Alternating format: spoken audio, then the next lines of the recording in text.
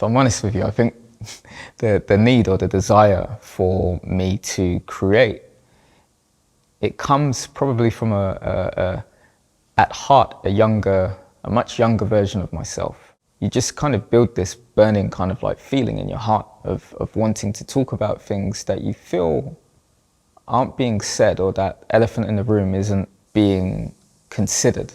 For me, it's always, whenever it comes to a project or a new work, it's really thinking about the things that aren't being said, or that should be said, that could be said, need to be.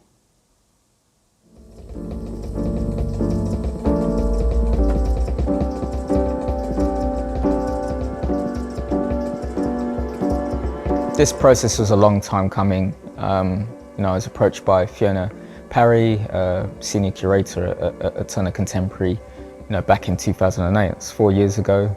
Obviously, when we think about the pandemic, that extended the amount of time. In some ways, I'm actually kind of grateful for that, because I think that additional time allowed me to really have genuine conversations around ideas around, placement, migration, class, issues that really affect, the UK. But I think, like I said, at the heart of it is really just having the time to do that.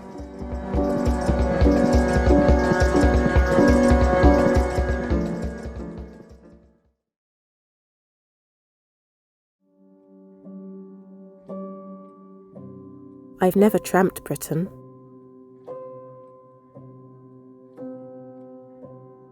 But lost it all the same.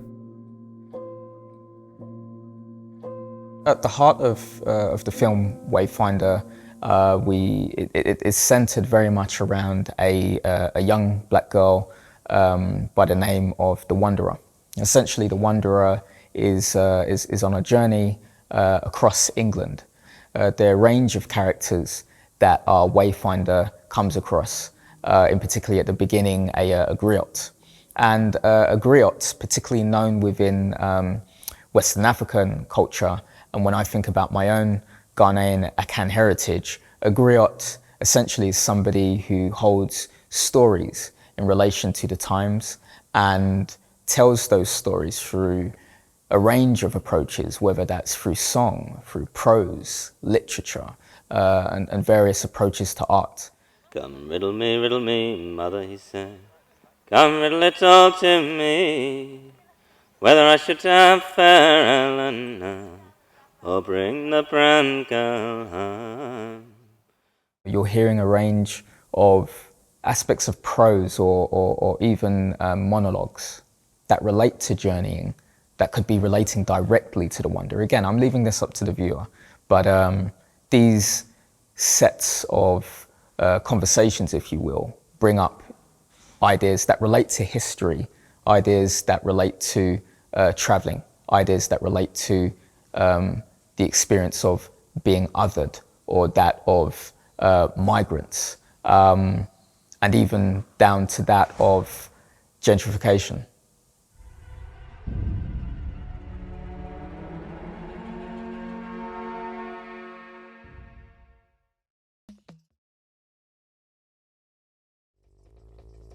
Within one of the spaces for the solo show, we have dedicated almost entirely to the Relic Traveller project, which has existed since 2017, so 5 years this year.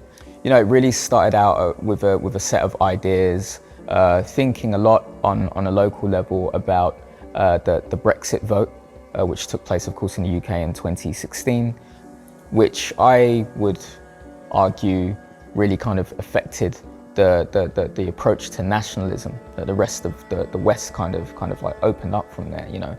For me, as far as I'm concerned, a place that closes its borders isn't simply just closing the door to people, but it's closing the door to culture. And over time, should that continue, said place, it becomes a relic.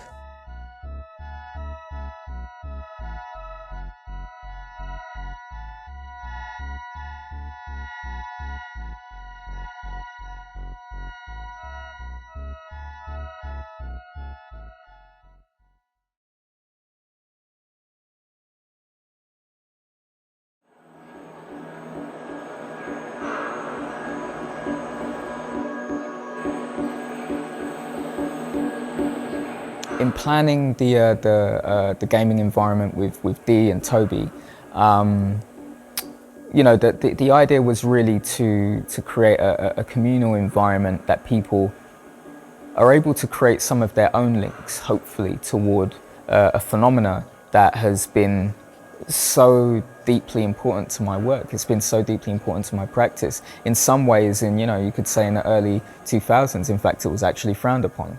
You know, it's quite interesting how now gaming is something that is quite accepted within the echelons of the art scene. I guess I'm trying to bring people into the understanding of my mindset, but I'm kind of leaving the keys to the car there for people to kind of drive away and have a good time for themselves.